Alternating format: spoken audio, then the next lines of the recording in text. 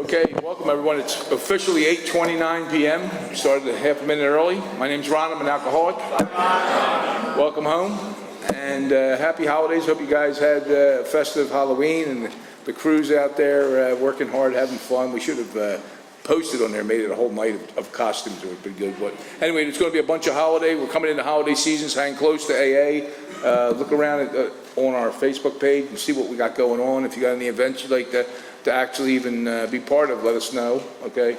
And we do have a lot of commitments. We do a treatment center every Sunday night if you have a message or a willingness to even carry a message to the sick and suffering.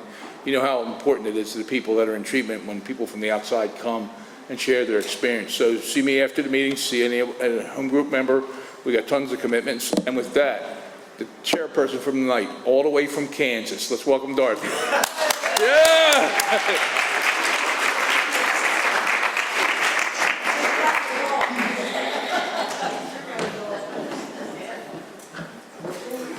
Hello, y'all. My name's Dorothy. There's no place like home. There's no place like home. I'm home. This is a one-hour speaker meeting that meets every Saturday evening at St. Paul's Lutheran Church, 301 North Main Street, Doylestown, PA. Food and fellowship starts at 8 p.m. and speaker at 8:30 p.m. The business meeting for this group meets every Saturday at 7 p.m. to 7:30 p.m. right here. Please come early and join us. The purpose of this group is to provide a consistent message of hope and recovery through God reliance and service to others through the practice and teachings of the 12 steps. We record all speakers so that others may benefit from their message of recovery. If you wish not to be recorded, simply ask. This is an open meeting of Alcoholics Anonymous. This is an open meeting of Alcoholics Anonymous. The group would like to welcome everyone, especially newcomers. Is there anyone new or from out of town that would like to introduce themselves with your first name? I'm Jack, an alcoholic. Hey, Jack. Welcome, Jack. Hi, I'm Mark, I'm an alcoholic. Hi, Mark. Welcome. I'm Ryan, I'm an alcoholic. Hi, Ryan. Welcome. I'm Joe, an alcoholic. Hey, Joe. Welcome, Joe. I'm Chris, I'm an alcoholic. Welcome, Chris. Did I get everybody? Awesome. One more? Yeah, right here. Okay, good. I'm Ryan, I'm an alcoholic. Welcome.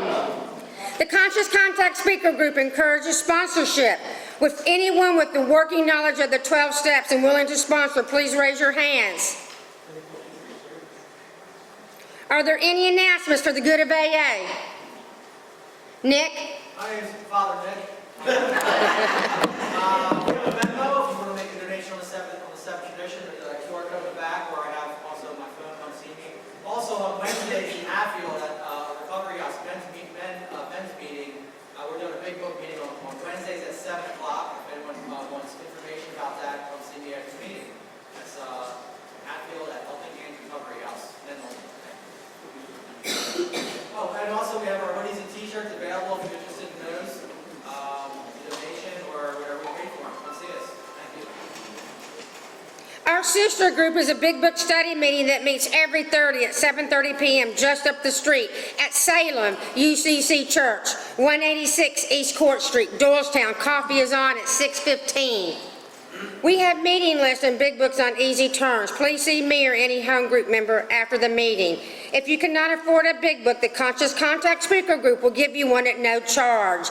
Anyone willing to make donations for the purpose of the big books to help those who cannot afford them can put donations in the jar on the table marked Big Book and CD donations. Please subscribe to our YouTube channel, the Conscious Contact Speaker Group of Doylestown, Pennsylvania, and our Facebook group. Subscribe and share. You can find our speakers there. Join our Facebook page to keep informed, and you can share upcoming events and meetings.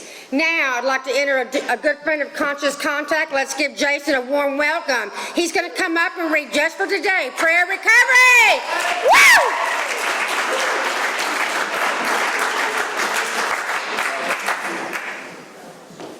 Hey everybody, my name is Jason. I'm an alcoholic. Just for today, prayer of recovery. Just for today, I will be agreeable. I will look as well as I can, dress becomingly, talk low, act courteously, criticize not one bit, not find fault with anything, and not try to improve or regulate anyone except myself. Put your hands together and please welcome Sarah to the stage.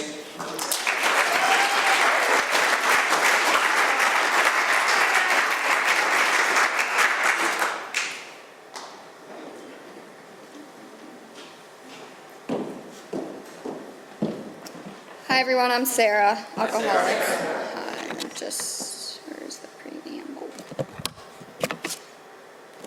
Wait, where's the preamble? Okay. Alcoholics Anonymous is a fellowship of men and women who share their experience, strength, and hope with each other that they may solve their common problem and help others to recover from alcoholism. The only requirement for membership is the desire to stop drinking. There are no dues or fees for AA membership. We are self-supporting through our own contributions. AA is not allied with any sect, denomination, politics, organization, or institution, and does not wish to engage in any controversy, neither endorses nor opposes any causes. Our primary purpose is to stay sober and help other alcoholics achieve sobriety. Okay. Now I'm going to bring up Brian.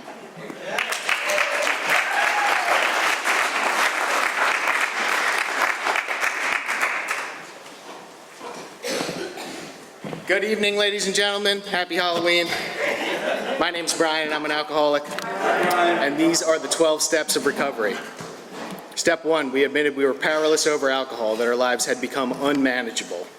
Step 2, came to believe that a power greater than ourselves could restore us to sanity. Step 3, made a decision to turn our will and our lives over to the care of God as we understood Him. Step 4, made a searching and fearless moral inventory of ourselves. Step 5, admitted to God, to ourselves, and to another human being the exact nature of our wrongs. 6, we're entirely ready to have God remove all these defects of character. 7, humbly asked Him to remove our shortcomings. 8, made a list of all persons we had harmed and became willing to make amends to them all. 9, made direct amends to such people wherever possible, except when to do so would injure them or others. 10, continued to take personal inventory, and when we were wrong, promptly admitted it. 11, sought through prayer and meditation to improve our conscious contact with God as we understood Him, praying only for knowledge of His will for us and the power to carry that out. And 12, having had a spiritual awakening as a result of these steps, we tried to carry this message to alcoholics and to practice these principles in all of our affairs. Thank you for letting me read. With that, I'm going to turn the meeting back over to Kara. She's going to come up here and introduce our speaker for tonight.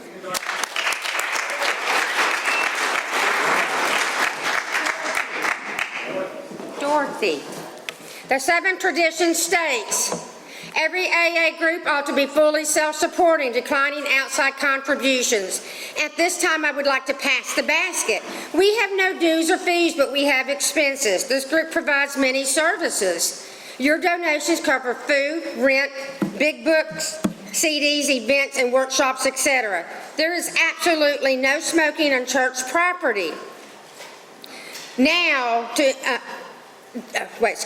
Please take a moment to silence all cell phones and limit movement during the meeting to avoid distractions. Now, I'd like to introduce the speaker as a good friend of the Conscious Contact Speaker Group. He came all the way from Bridgeport, New Jersey. Let's give Steve C. a warm welcome! Woo!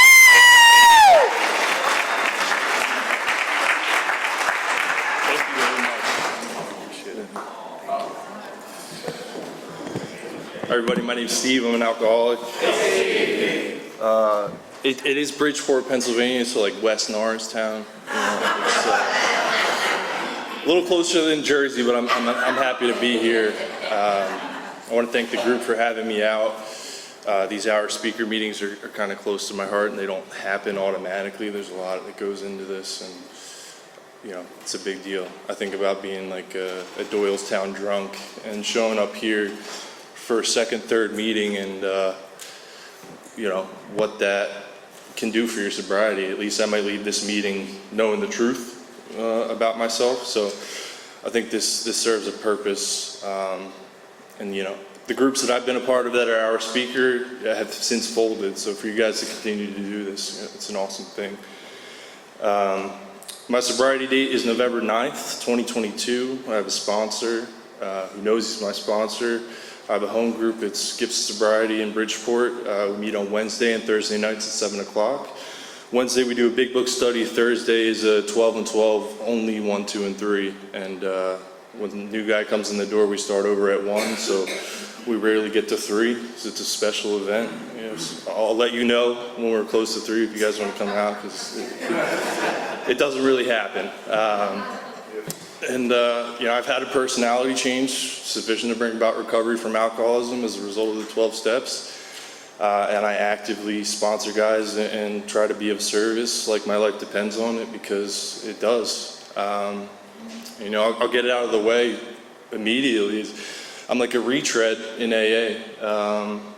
You know, this is my first rodeo. I've been here.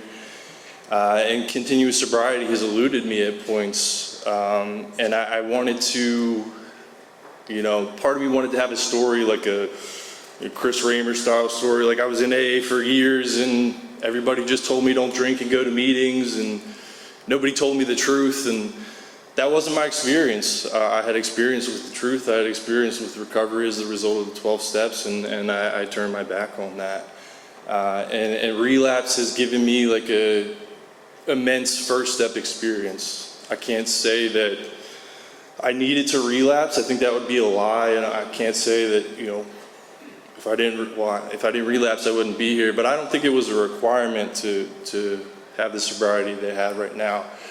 But it is my experience, you know, and I don't want to take that experience for granted. And the result of those relapses and the result of this first step experience is that in order to stay sober, I need a relationship with God in the 12 steps.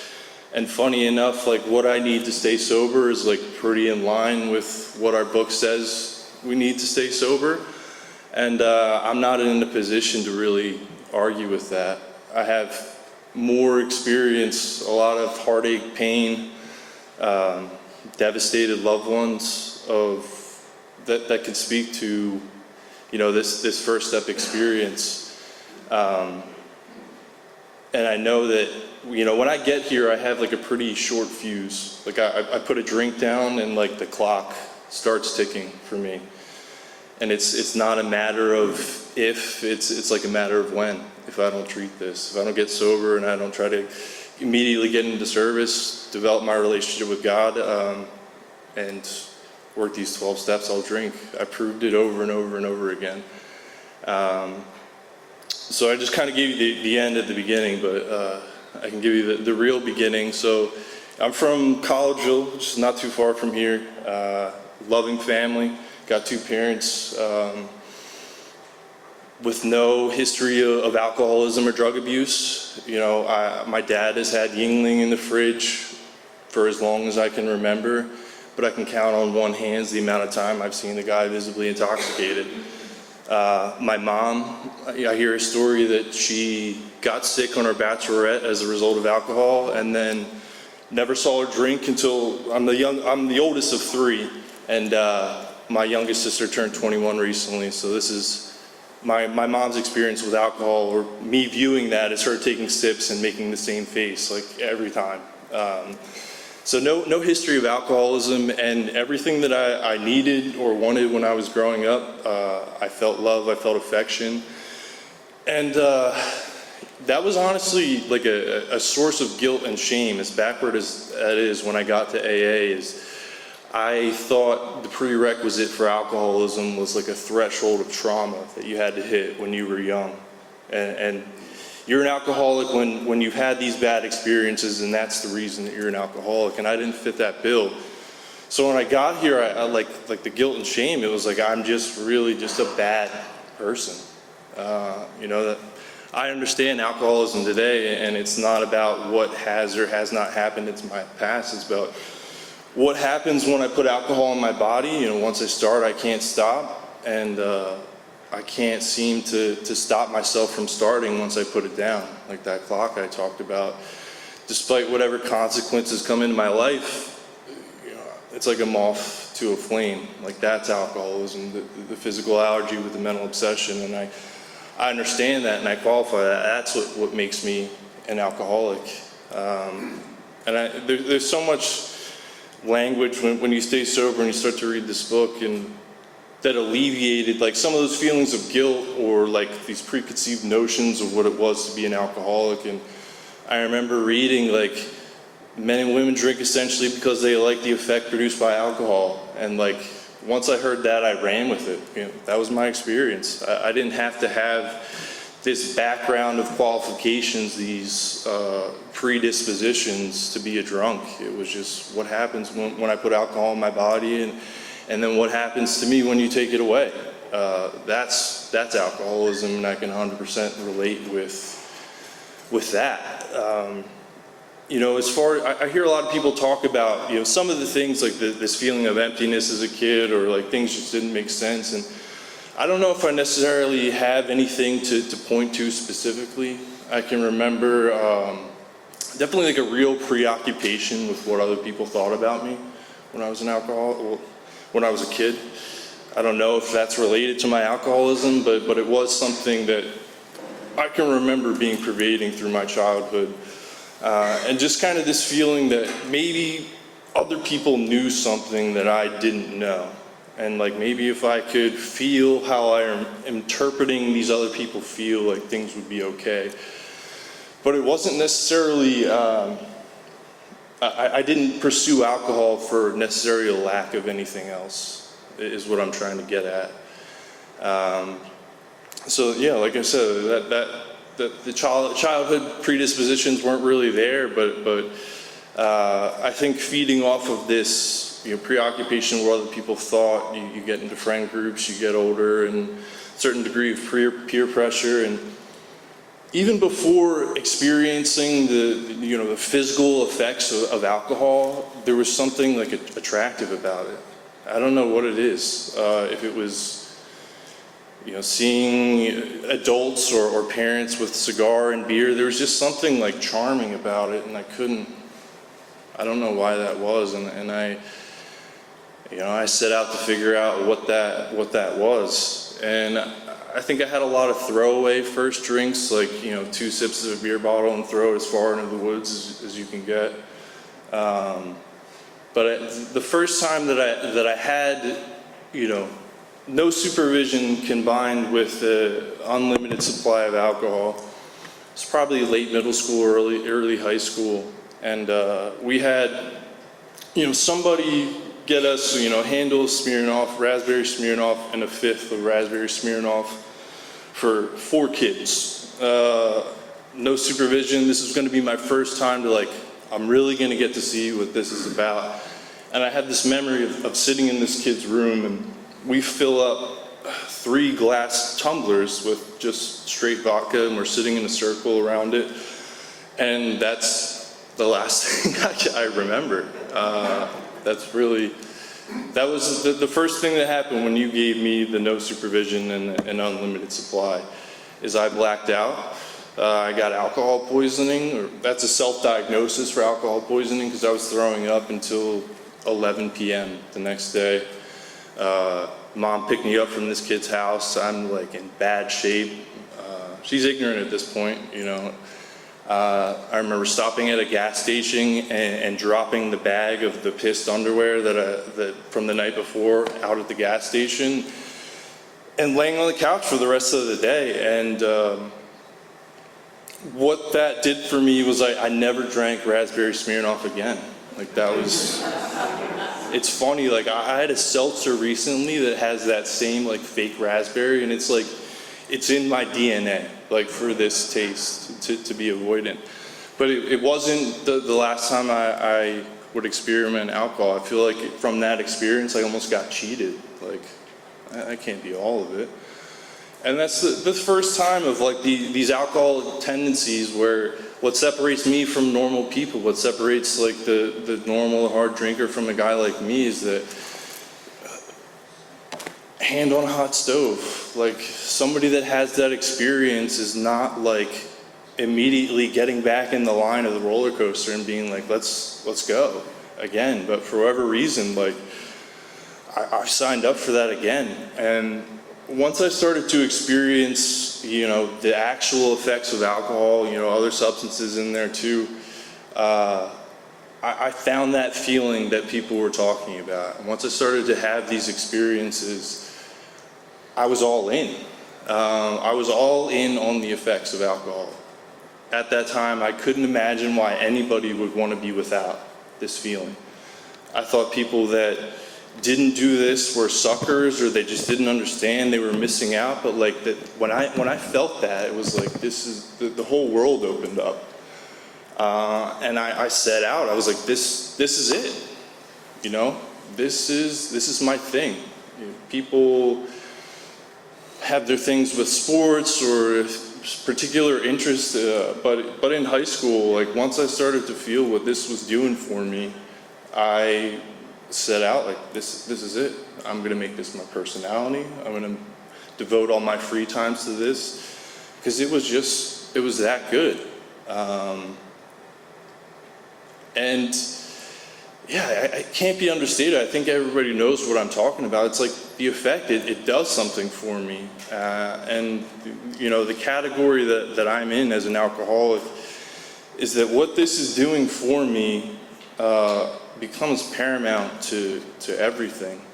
And you know, in high school, not yet, in early high school, not yet being like a continuous drinker, but the obsession was already very real. It was like, what would sustain me from daily drinking is like, I was getting by off the fact that I knew that this was coming again.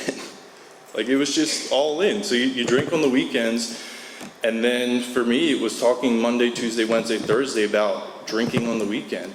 Like from the rip, it's like a planet orbiting the sun for me. It's like, I signed myself up, and at that time this is like, I couldn't fathom why anybody would not be doing what I was doing. And you know, that continues, and still not really seeing any issues. Circumstantial things start to happen. You get possession charges, you get underage drinking charges. You know, I was arrested 4 times before I turned 18, and then never again, fortunately. I don't know how that's possible, but consequences like start to happen, but I'm not really able to connect those consequences with my drinking as much as like just bad luck or people being overbearing. Like I'm still at that point very sold on this being it. This is what I want to do. This is what I'm going to continue to do. And the drinking becomes even problematic at an early age. You know, besides the arrest, I had like those loving parents that I talked about. Like they were invested, and you know, you find, you know, your son's head over the toilet Saturday, Sunday morning enough times in a row. Like you start to get concerned, and that, you know, consequences started to happen, but I was not able to register those consequences, or they were not going to have any impact in my drinking, because this is my thing, this is my baby. I'm not willing to give that up. So by the end of high school, it's progressive. You know, 17 years old, I'm a full-blown alcoholic and an IV drug user. Friends who, you know, I started this whole drinking deal with are starting to ostracize themselves from me, even though they're doing similar things to the things that I'm doing. But the way that I drink is even distancing myself from the people that I drink with, that are in this personality, this group, this circle of not the jocks, like just like the drunks. I was going to be, you know, king of the drunks, and I was going to use this clout of like drinking and drug abuse to get people to respect me. I don't know, but by the end, it's already turning on me. I already like start to not want to be this person. I don't want to be identified as this guy. But looking back at it, I had already crossed into a phase, I believe, that I couldn't come back from on my own volition, unbeknownst to me. And I think about this time a lot. The only time that I can look back on, and maybe there was a moment of clarity with, is I think it was summer, maybe junior year, and drinking on my friend's back porch, using other substances on my friend's back porch, and I looked at him and I asked, like, do you think we're gonna do this forever? And just that brief moment of seeing that the way that I was drinking was incompatible with a whole lot of things. And when you're young, you're not necessarily thinking about the future. I'm not thinking about what comes after high school. But just for a brief moment, I realized that the way that I was drinking excluded a lot of other things. You know, so just a small peek into, like, this might not be sustainable. I don't think you get to have the white picket fence, go to college, have the job, have the wife, the things that you're taught to do, and drink this way. And then, you know, it's gone. My friend looks at me, he's like, yeah, dude, why would we not? I was like, you're right, you know, you're right. And just kept on drinking. And by the end of high school, I had people, you know, parents, numerous interventions. I had seen counselors by this point, no inpatient treatment, because, you know, they're hoping against all hope that this is a phase. Maybe if certain things are cut out and we redirect, like, it'll fix itself. But, you know, by the end of high school, I have people leaving anonymous letters in my parents' mailbox, like, we don't want him to get in trouble, we just want him to get help.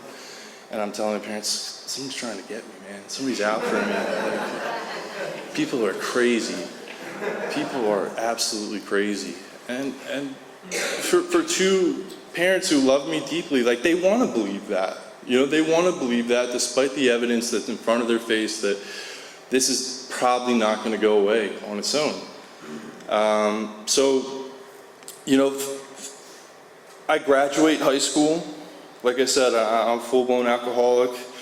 I have physical dependence on alcohol by this point, and I come back from senior week, and I'm hit with an intervention and an ultimatum of, you know, you can go to treatment, or you can not live at our house.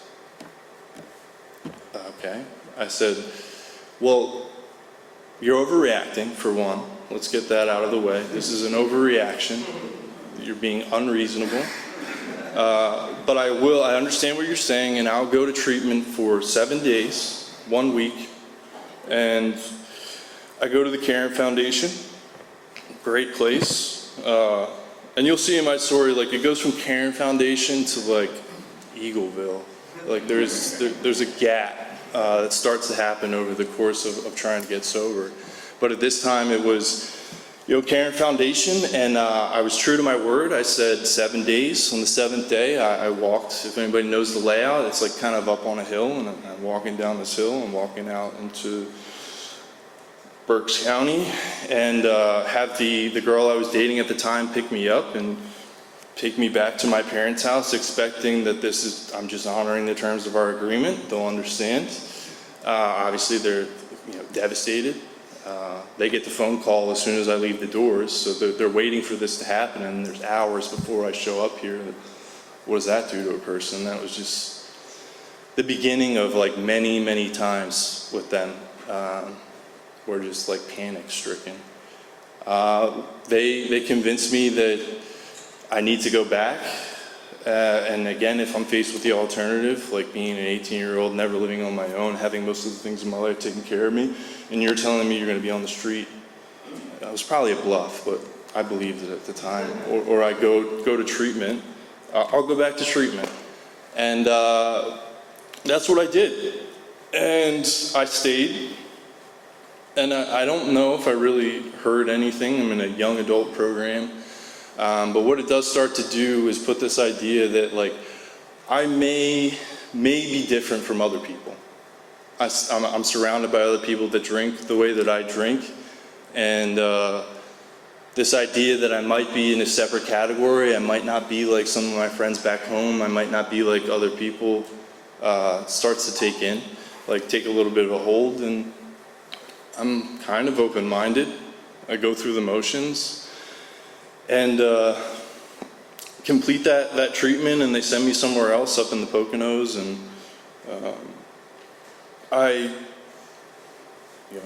I'm going to AA meetings for the first time.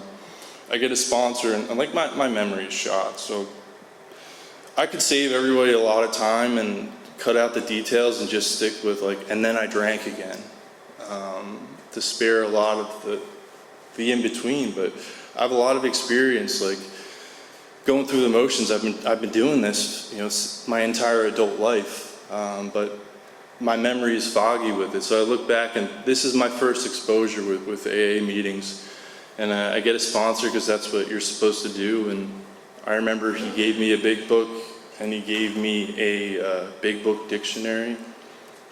And I never called him. But another cool thing about I look back at this is there was a guy in this, it was like a step down place, super nice up in the Poconos. Like they take you to do like fun stuff.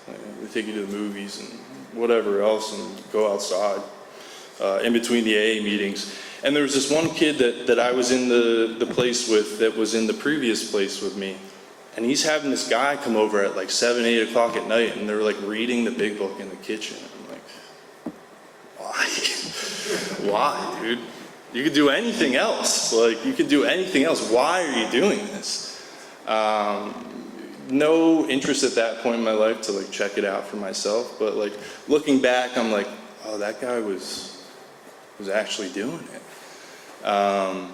Something that I didn't find out at the time, but in retrospect, I can see that maybe that could have been my experience, but I don't beat myself up for that. I wasn't ready to hear it, and I think about the other times that, to jump ahead, like, well, I'll just get there, but long story short, I get kicked out of this place, go back to my parents' house, and then I will summarize. I start like a 30, 60, 90-day chip tour of going to meetings. And this whole idea that I needed to be here was battling with the idea that I want to be here. But what it really was like forces beyond my control, like the obsession to drink, like my default setting coming into effect.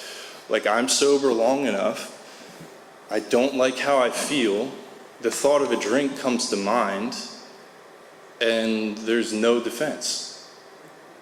So I'm doing this 30, 60, 90-day shuffle, going through the motions, and as soon as the obsession to drink comes on, like I don't have anything to do about it. Like if you know that feeling, it's sometimes it feels like the only way that I'm going to get rid of how I feel right now is to like give into it.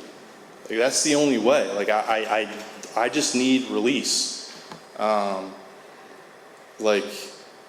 The one-liner that you hear in here is like the number one cause of relapse is like sobriety, and that was my thing. Thought of a drink comes, no defense against that drink, and I do it, and I start this shuffle in AA without. I maybe had sponsors in name, but there was no real solution at that time. And I would string these amounts of times together. Like I said, I'm 18, 19 years old. I skipped my freshman year of college that I was supposed to go to. It was supposed to be like me and 3 other guys. We were going to go to college together. And those 3 did. What would have been my first semester in college was in treatment. And by the time the first semester is over, out of those 3, one of them's dead from an overdose. The other one is kicked out of that school. And the third one just drops out. So I was stringing enough time together, a year goes by from like graduating high school that I convinced these beautiful loving parents that I have that it could be a good idea if I actually give this college thing a go. Like I've had a little bit of time. I did my pretend freshman year in treatment, but now it's a good idea for me to go away. And emotionally, at this point, like through that 30, 60, 90-day shuffle, I'm coming to terms, and I pretty much have the understanding that I can't. There's no combination of alcohol, there's no combination of other substances where I can do this successfully. So I'm starting to grasp a little bit of this idea of like being an alcoholic, or at least knowing that I can't drink. I don't know if I really understood alcoholism at that time, like when we say you're an alcoholic, like these days, like I ask guys that come in, like, do you know what that means? Do you know like how we define that as? And at that time for me, it was just like, I got a problem with drinking. And you know, that's just what it was at that time. So for whatever reason, it's a good idea for me to go away to college. I have this idea that I do need to stay sober. If I want any type of life at all, I have the understanding that I need to stay sober. But obviously we know in here, like the want to stay sober and the need to stay sober does not equal staying sober. But I go through that first semester of college, and things are pretty great. You know, you go from going to treatment, graduating high school, going to treatment, doing some shuffling at AA, going to a sober house, being able to smoke cigs in the sober house, with like 60-year-old dudes, to now like being on a college campus. And the only thing I gotta do is like not drink. Like that seemed like a fair trade at the time for me. And it was working, you know? So I go through this first semester of college, sober, going to meetings out there. There was this nice lady, for whatever reason, I don't know why. This is where I can blame maybe some people. There was an older woman who like took me everywhere, to meetings out like half an hour away. She's, looking back on it, it's a little weird, like she was buying me coats and other things. But, nobody thought to be like, you know, we got him. Another guy like coming in and be like, we'll take it from here. But at that time, I didn't think anything was wrong with it. You know, free rides to meetings, and you know, it's cool. But so this first semester ends, and what happens for me is you take your end of semester test, the finals, whatever, and for the first real time in this, I don't know how long it was, couple months, this obsession to drink, this thought of a drink comes into my mind, and I cannot get it out. So I'm going back to, you know, Montgomery County from South Central Pennsylvania, knowing full well the first things that's going to happen when I get back. Like I said, thought of a drink, obsession, and absolutely no defense, and we're going to be off to the races again. So I'm on, you know, Christmas break for college, and I take the first drink.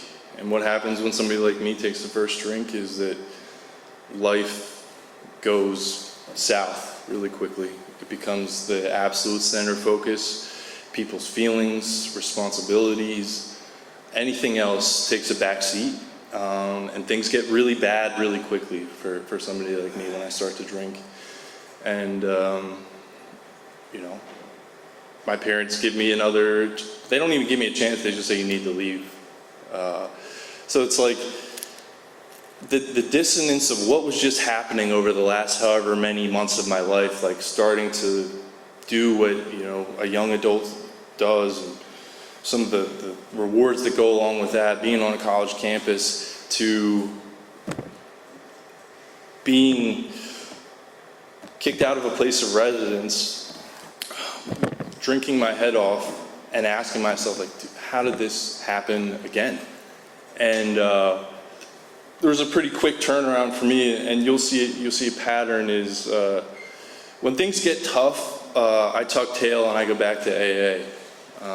That'll be my saving grace, and like that's a good thing. It's great that AA is welcoming. The only desire is the desire to stop drinking, but like that set up kind of a bad precedent for me. Is that, you know, when crap hit the fan, I'll just go back to AA. You know, we'll sort it out. Get another 30-day chip. We'll figure our stuff out. It'll be okay. And in between semesters of that freshman year of college, I land in Eagleville, I leave Eagleville, I go to a recovery house, and however long a winter break semester of a college year is, I do a detox and a sober house, and then I go back to college. But in that sober house, there was a guy who ran the house. I think at the time it was like 37 years of sobriety, and he like scoops me up. It wasn't like, oh, are you looking for a sponsor? It was like, I am your sponsor. And he gives me a big book. He gives me AA Comes of Age. Kind of a cool thing to give to a newcomer. And we start to sit down and like read that book while I'm in that place, while I'm in that sober house. And then when I'm coming back on weekends, we continue to do some of the steps, these things that I thought were optional things in Alcoholics Anonymous. But I think it was like the pain at the time of, like I said, going from where I was coming from to now being in Eagleville for Christmas and New Year's and sleeping in the same room with a guy with like a sleep apnea machine, like that gap of like from this to that, like little bit of a fire under my butt to maybe do some things that I hadn't previously considered. So I did, and we go through that. And I do a fourth and fifth step with this guy. And I feel like a sense of relief. I don't know if I'm leaving the fifth step and I'm floating by any means, but like, I feel less bad about myself. Something happened.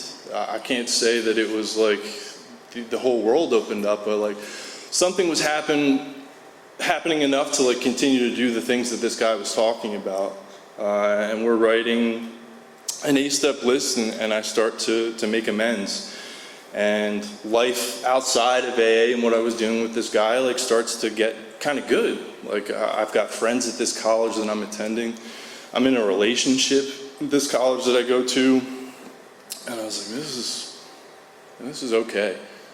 And I made a handful of amends. I paid some money back and did what I had been doing, but nothing more than that. And I think it was probably a year and a half, somewhere around that time, that this old familiar obsession to drink comes on, and it was like the first real time that it had happened, and for the most period in this sobriety. So what do I do at this time? And this is already different, is instead of giving into that, I call the sponsor. He's like, I'm free right now. Why don't we go to this coffee shop? Meet me there. He's going to try and talk me off the ledge. So I do. I meet him there. We're talking through. He's hitting me with some jargon. And we've been there for a couple hours, and I'm like, Johnny, I still feel like drinking, dude. And he says to me, he's like, have you ever considered smoking weed? And I'm like, what do you mean smoking weed? He's like, let me tell you about what an outside issue is in AA. And this guy, this 37 years, this dude who I trusted with my life, who I told things that I've never told anybody ever, is making the suggestion that, don't drink, do this. So long story short, we're smoking pot in his car. At a year and a half sobriety and however long he claims to have. And this guy was my lifeline, dude. He was my absolute lifeline in Alcoholics Anonymous. Like, I started to have real experience, and like, I know that this is a sick person, but up until this time, there wasn't any suggestions. This guy was like involved in my life and like taking me through the steps and doing the deal. And what happens for me, doesn't matter what the substance is, I take it to the extreme. So for a little bit, I now find like some of the relief, some of the effects of alcohol and drugs, and I'm like, I don't want to lose this. And this guy's telling me I don't have to lose this. You can do both. So I'm chairing Big Book meetings. I'm starting meetings in South Central Pennsylvania at college. If you sell weed, you don't have to pay to smoke weed. And like, if you come up short, you can like maybe borrow a little bit of money from the 7 tradition. And that's what it was for me. And it's a little bit blasphemous, but that was my experience. But what happens is if I'm not pursuing this relationship with God and like being thoroughly honest in the 12 steps, my internal condition becomes absolutely unbearable. And that's what happened for me, is that this internal condition became unbearable, and eventually I can't sustain it. And it's like, crying on the floor from like anxiety and depression. And eventually I'll just drink the way that I want to drink. I'll do the things that work without fail to relieve this crap. And that's what happens, and then the same thing that always happens.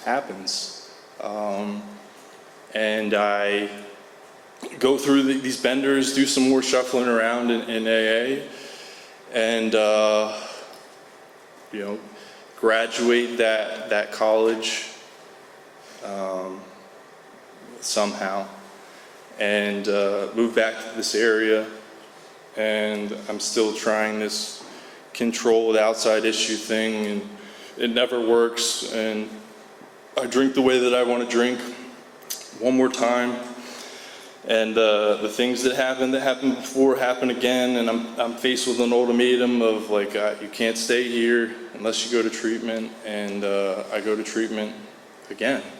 That's my MO. And for whatever reason, I was pretty thoroughly like beat down emotionally. I had experience drinking in AA and trying to do AA, drinking outside of AA. Like, I was like, what am I gonna do? What am I going to do?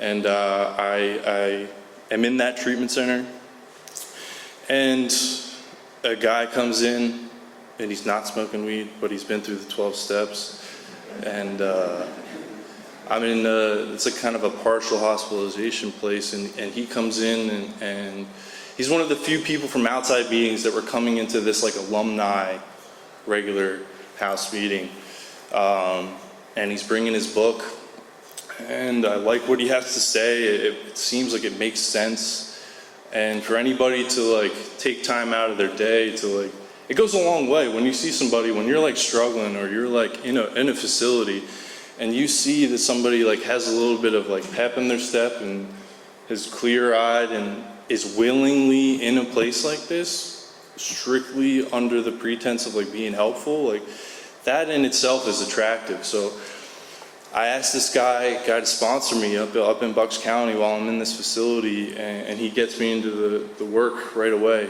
that's suggested in our big book. And I'm writing a 4-step in treatment. Other people are taking their medicine and seeing how much cereal they can eat at the same time. And I'm in the basement writing an inventory.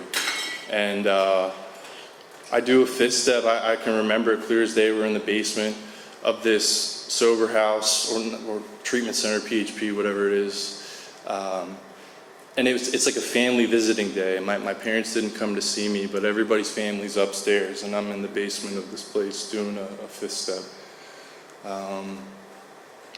And things start to happen for me. I start to feel some bit of relief. And when my time is up there and they suggest I go to a sober house, I say yes.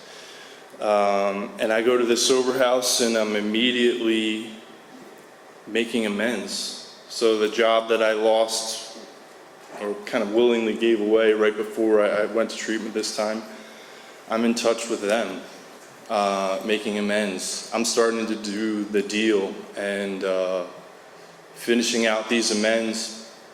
And immediately kind of trying to get into service. Like, he was big on like, you gotta be helpful now, like right now.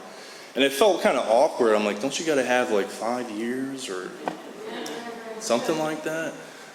And pretty unsure of myself, but I'm willing at this point to take suggestions, and I do. And like, sober houses, these environments, and I tell guys that I work with today, it's like unlimited 12-step work. Maybe not from like a sponsorship perspective, but like you can be of service if you're living in a sober house. Like you can get into this stuff immediately, and that's what I did.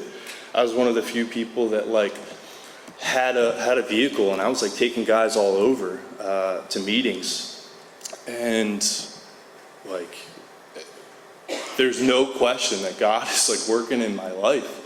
I feel happy. I'm sharing a room with 2 other people, and like I might be the happiest I've ever been in my life. Like, what is it? This is great, dude. I love this. And I continue with it. I go to meetings like this while I'm in this sober house. I come up to these speaker meetings. There's a group in Lansdale. It was Friday night speaker meeting. You know, there's sober houses out there. I start to get a sponsee. Guy comes in and I'm sitting down and reading the book with him. I'm counseling him on amends. And like life is really, really good. So what happens at this point? That's not the end of my story. So what happens at this point? It's probably a year and a half I'm still in the sober house. And I asked this guy who I trust, I'm like, I'm wondering what's next, you know? I can't live here forever. What's next? And he posed this idea, he's like, why don't you buy a house? What are you talking about? That's not possible. You can't buy a house. I live in a sober house now. You don't go from living in a recovery house to having a mortgage. That doesn't happen. He's like, that's my suggestion, dude. Okay. So I play basketball on Tuesday nights, and they all go out for beers and stuff. And I'm in the gym with after this conversation with another dude, and he's like, well, you're not going out? And it comes up that I'm like sober. He's like, I've been in NA for 10 years. And by the way, I'm a realtor. And within a week, I like am touring houses in the same town that I'm in the recovery house at. And it moves super fast. And I take 3 of my best friends to the recovery house, and we're living on our own now. Like God is real. Like this is awesome. And at that point, what happens is I start to let the life that Alcoholics Anonymous gave me be the thing that took me out. So I get the house, I get the girlfriend, the girlfriend that I had a crush on in high school too. Like she's my girlfriend now. And this lifeline of 12-step work by like living in an environment we're surrounded of it, like that's impacted. And I slowly start to drift away from AA. The phone gets heavy. You know, somebody's calling me like, I don't want to listen to this kid tell me he wants to kill himself. Like, I just want to have dinner with my girl. And stop going to meetings, really. And like, I joke about that, but that's heavy, you know, when you're, especially when you take on the responsibility and the honor to like work with other guys. Like I got a message on my phone that I haven't deleted, like the last thing that somebody texted me that I was sponsoring in that period of my life. It says yo, and there's no response from my end. And I went to that guy's funeral. Like that's the reality of it. And like I said, I let the life that AA gave me be the thing that like stopped me from going to AA.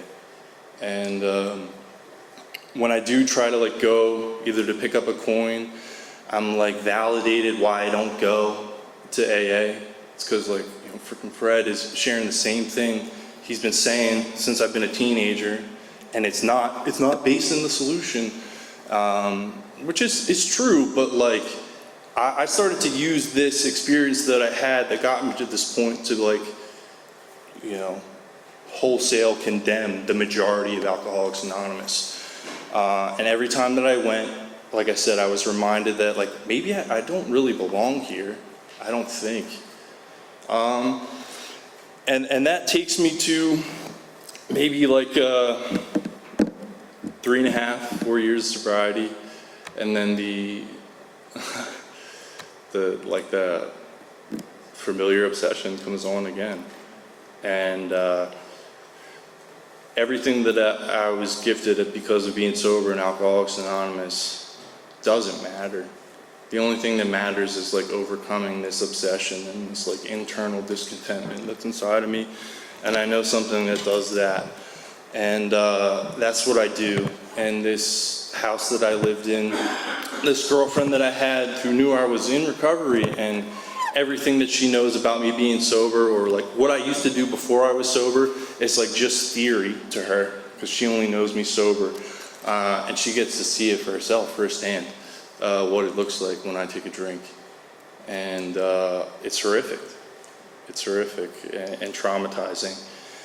And I slowly, start to lose things. And it gets bad. It gets bad.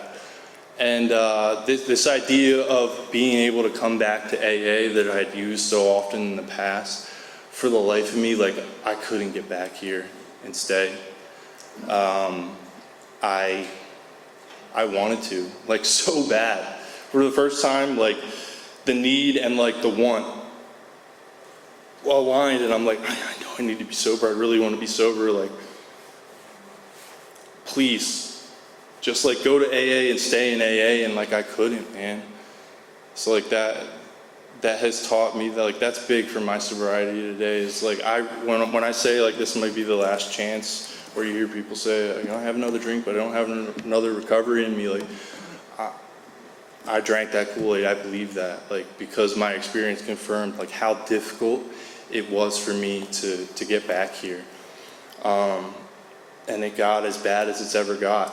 All the things that I held on to, because like when things got too hot, I went back to AA, because I couldn't come back and stay back. Like, really bad things, started to happen, and couldn't for the life of me get rid of this obsession to stop drinking. That's like going to treatment facilities, signing myself out into treatment facilities because I just need to go back to AA. I just need the 12 steps. I just need the big book.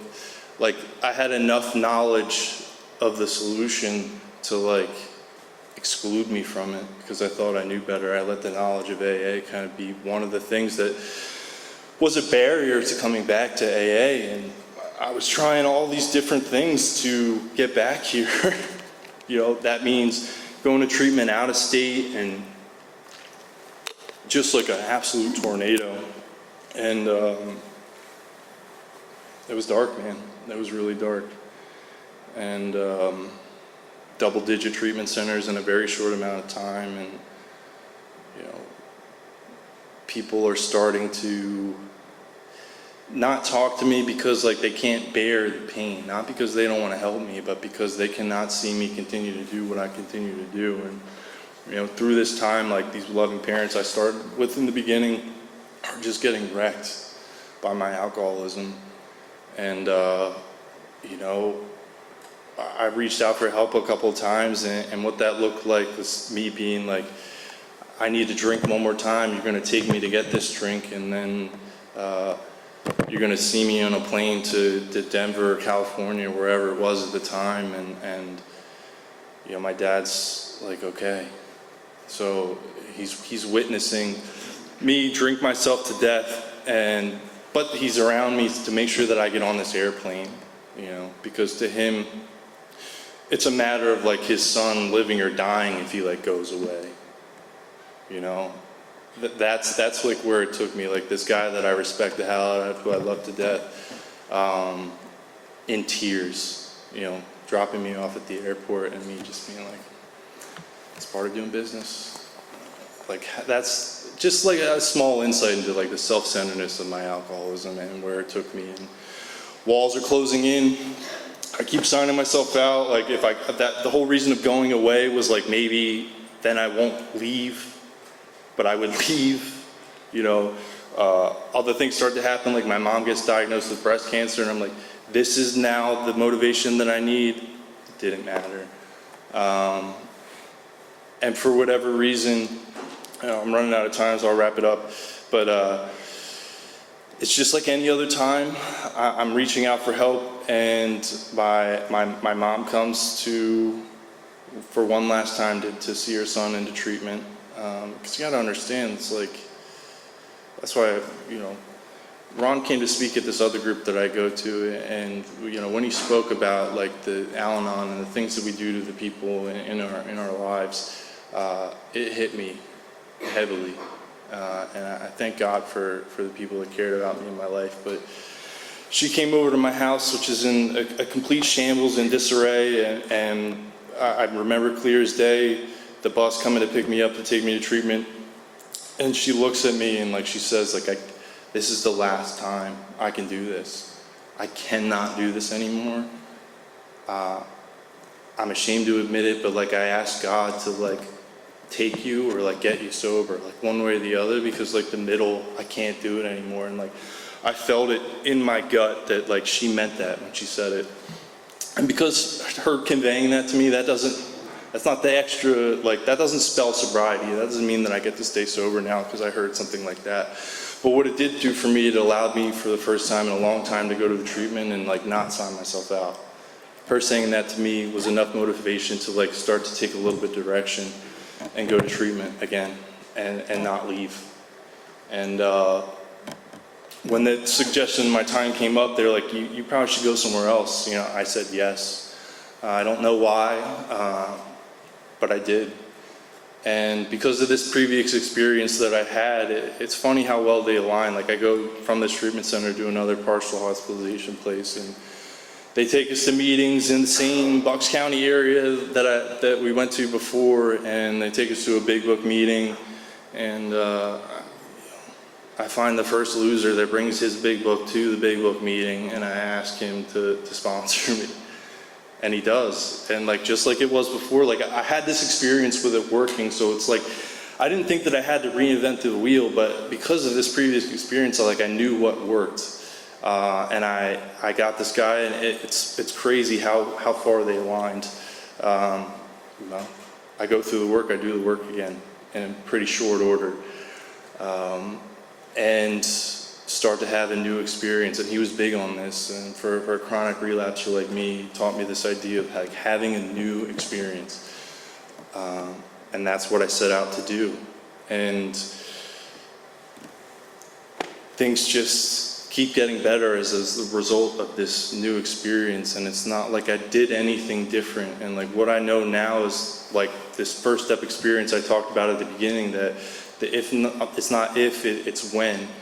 And I believe that like the solution to my alcoholism is continuing this work. And like the second that my foot goes off of the gas, like I'll drink, I will. And I thank God for the willingness that I have today to like do the things that are required. Like it's not rocket science to do these things. But like this first step experience guides that. It's because like I know that if I don't, like I'm gonna drink. It's fact for somebody like me. And that's what I continue to do. I don't reinvent the wheel. I do what's suggested of me. I do with other guys what was done to me, sitting down, reading the book, praying where it says pray, writing where it says write, apologizing where it says to apologize, and then continuing to review my conduct and show up in Alcoholics Anonymous. It works, and I know that, like I said, I have a pretty short fuse. And for today, I thank God that I have the willingness to take the actions that are required to stay sober. And I've only benefited from it. So it's not the longest time I've been sober, but it's the longest time that I've done the deal in AA. And I thank God for the willingness to do the deal in AA, because it saved my life. And yeah, I went pretty over. I got to work on my pacing for next time. But thanks for letting me share.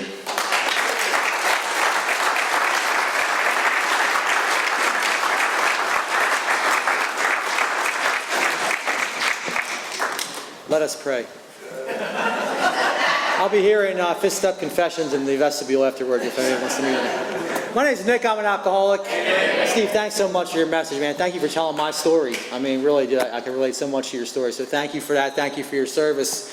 Food and fellowship is always at 8 o'clock. Come early and join us. We could always use help with service. Tonight we could use some help putting the chairs away, except for the chairs at the tables back there. Also, could please use some help in the kitchen cleaning up. I'd like to thank anybody who helped us set up tonight for our service. Please give Steve another round of applause as well.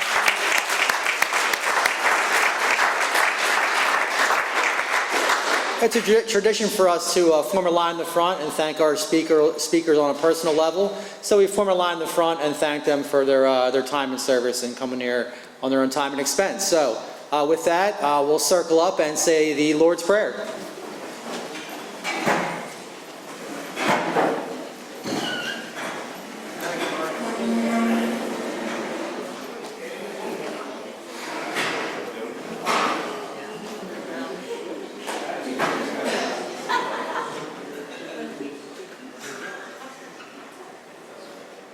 Okay, we'll have a brief moment of silence.